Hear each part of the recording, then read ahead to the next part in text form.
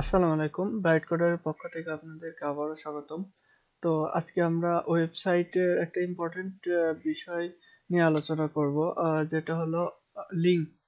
তো আমরা ওয়েবসাইটে ঢুকলে দেখা যাচ্ছে বিভিন্ন জায়গায় ক্লিক করলে আহ, বিভিন্ন পেজে যাইতে পারি, অথবা সেই ওয়েবসাইটের বিভিন্ন, আজকে যে ট্যাগটা নিয়ে আলোচনা করব সেটা হলো হাইপার রেফারেন্স, AHREF।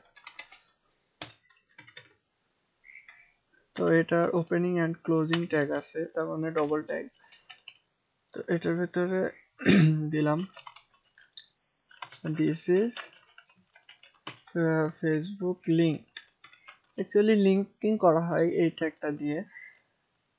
এটার ভিতরে যদি এখন লিখি www ডট, আচ্ছা এটার ভিতরে http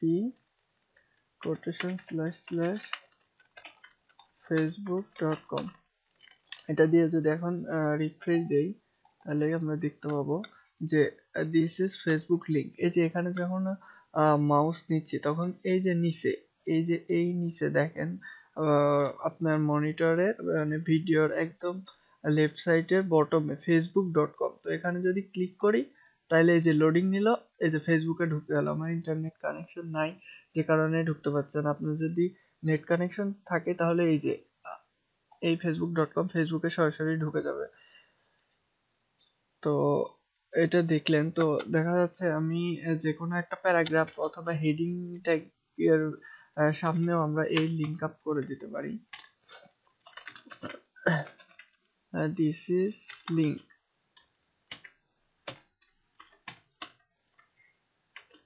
এটা দিলাম। এটার আগে যদি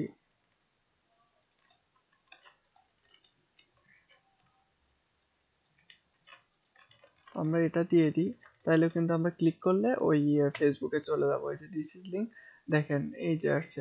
তো দেখা যাচ্ছে অনেক ক্ষেত্রে আমাদের এখানে ক্লিক করলে আমাদের অন্য পেজে চলে যেতে হয়। এখানে ক্লিক করলে কিন্তু এই জায়গায় লোডিং নিচ্ছে, কিন্তু দেখা যাচ্ছে নতুন ট্যাবে ওপেন হবে। সেক্ষেত্রে আমরা এখানে টার্গেট দেখা দিতে পারি।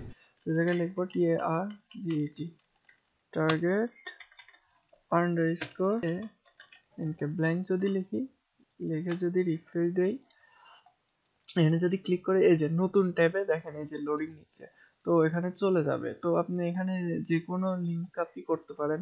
এখানে আপনার অবশ্যই http আর কোটেশন স্ল্যাশ এটা ইউজ করা লাগবে। আর www দিলে হবে না, আমি দেখাই দিই। www ডট যদি দেন সেই ক্ষেত্রে এই যে এখানে দেখেন নিচে ফাইল, মানে ফাইলের লোকেশনটা দেখাচ্ছে, তারপরে ওখানে www.facebook.com। তো এরকম দিলে হবে না, যে কারণে আমি http ইউজ করছি। তো এভাবে আর কি লিংক আপ করতে পারেন। আপনি যদি এখানে ইমেজ ট্যাগ নেন, ইমেজের সামনেও যদি এরকম লিংক আপ করতে চান, সেক্ষেত্রে আপনি এই যে এ এ ট্যাগ অথবা এই যে এইচ ট্যাগ, তো জাস্ট এই যে H1 আছে এটার ভিতরে আর কি ইমেজ ট্যাগটা ধরাই দিবেন। তাইলে এই হাইপার রেফারেন্স এই এই ট্যাগের ভেতরে কাজ করাতে পারবেন। তো এই জায়গায় জাস্ট ক্লিক করবেন ইমেজের পুরো ক্লিক করলে আপনার ওই ওয়েবসাইটের লিংকে ঢুকে যাবে। মূলত এই ট্যাগকে অ্যাঙ্কর ট্যাগ বলা হয়। তো আর একটা ট্যাগ নিয়ে, সেটা হচ্ছে ভিডিও। আমরা ভিডিও দেখতে পাবো ব্রাউজারের মাধ্যমে।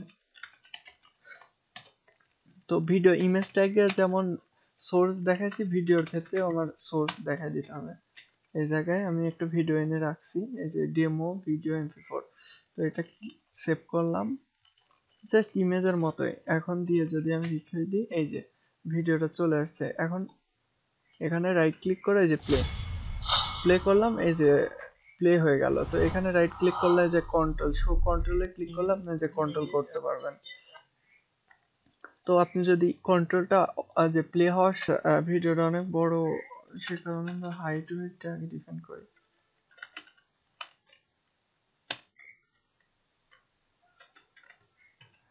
Height 200 pixel, 200 width 200।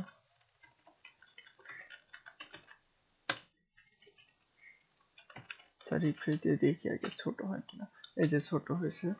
এখন এখানে প্লে লেখা আসছে, যে কারণে হচ্ছে প্লে দিলাম, অটো প্লে। কন্ট্রোলস। আচ্ছা, আমি যখন কন্ট্রোলস লিখলাম সেক্ষেত্রে যে কন্ট্রোলস গুলো চলে আসছে, এখানে ক্লিক করলে এখন আমরা কন্ট্রোল করতে পারতেছি জিনিসটা। এখন যদি যদি এটা প্লে হওয়ার পরে মিউট করতেছে ওয়াই প্লে আর হচ্ছে মিউটেড, তো আমি যদি রিফ্রেশ দিই সেক্ষেত্রে এই যে অটো প্লে শুরু হয়েছে, কিন্তু এই যে আমার মিউট হয়ে আছে ভিডিওটা। আমি যদি মিউট কেটে দিই তাহলে বুঝতে পারবেন, রিফ্রেশ দিলে এই যে সাউন্ডটা আসতেছে আর ভিডিওটা অটোমেটিক প্লে হয়ে যাচ্ছে। তো এই যে মিউটেড করে দিলাম। তো আপনারা এই অ্যাট্রিবিউট গুলো ইউজ করতে পারেন ভিডিওর ক্ষেত্রে। আমি এভাবে আমরা এর পরের টিউটোরিয়ালে দেখব কিভাবে গুগল ম্যাপ ইমবেড করা যায়, আর হচ্ছে ইউটিউবের ভিডিও কিভাবে আমরা আমাদের ওয়েবসাইটে ইউজ করতে পারি, এই বিষয়গুলো দেখব। তো আর যদি আমার এই টিউটোরিয়াল দেখে কোনো প্রকার প্রবলেম হয় সেক্ষেত্রে আমার ফেসবুক গ্রুপে অথবা লাইক পেজে আপনারা আহ, জানিয়ে দেবেন, অথবা এখানে কমেন্ট করবেন। তার আমি যতদূর পারি আপনাদের প্রবলেম গুলো সলভ করার চেষ্টা করব। তো সবাই ভালো থাকবেন। আসসালামু আলাইকুম।